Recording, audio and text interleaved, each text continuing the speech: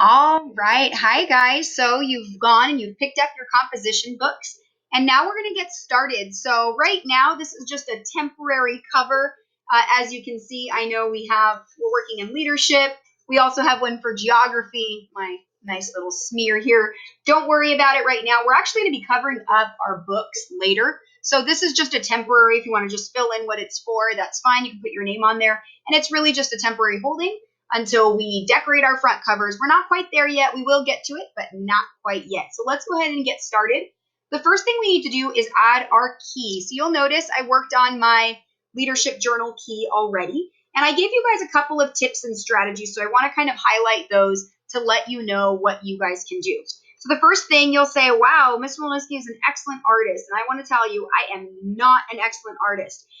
It's definitely difficult for me to draw anything. I'm always really terrible at it. But what I've noticed is that you can actually get away with being a messy drawer or not very artistic and actually turn out some pretty nice drawings. And here's the way that I would suggest that to you. Go online, look up an image of whatever you want. Now, just because this is called the key, you don't have to put a key here.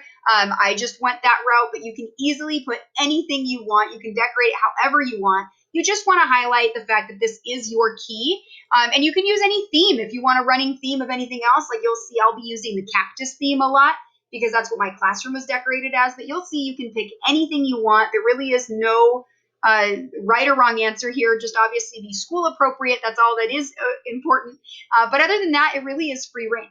So the way that I did this was all I did was I looked at an image online and then I decided I just kind of started sketching. And really sketching means like kind of doing this thing where you're kind of just saying, okay, there's a circle somewhere over here. There's this little thing somewhere here. There's a couple straight lines, kind of does this, kind of does that. That's really all I started with.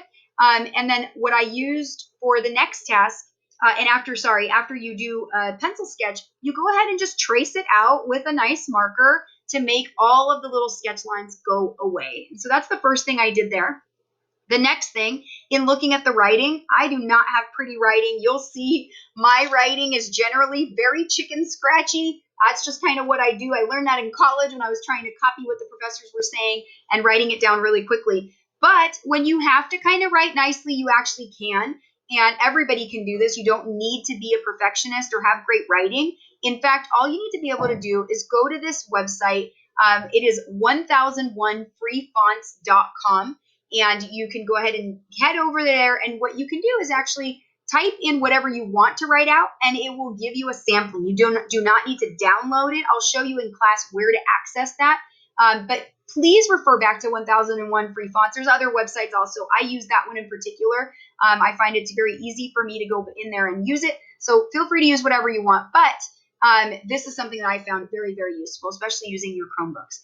That being said, once you do that, I just quickly wrote it in. If you can see, I didn't use pencil to do that. Some of you are more perfectionist. You want to go back and do it with pencil and then trace it with marker. Feel free. I just kind of went ahead and did it, and then I just traced over it again to make sure that it was nice and crisp. I drew a quick line here. I drew two little dots, and then I just traced around them and created a box effect using the same styles that you've used. Now, for this key, I wasn't quite sure yet that I'm 100% happy with those exact markings. And note, with the bullet method, the bullet journaling method, you're able to kind of pick and choose what works for you. Certain things may or may not work for you. Certain things you may need, certain things you may not need. And so you'll kind of figure out what your key becomes. Right now, I put this in as a temporary thing, and here's a quick tip. If you're not really sure what you want to do yet, put it on a Post-it. It at least is there until you're ready to find a way to fix it.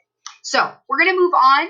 After you get your key prepared, you're going to move on to your actual title page. So the title page will look a little different. We're going to get there in just a moment. I'll send another recording out to you so you can watch these individually.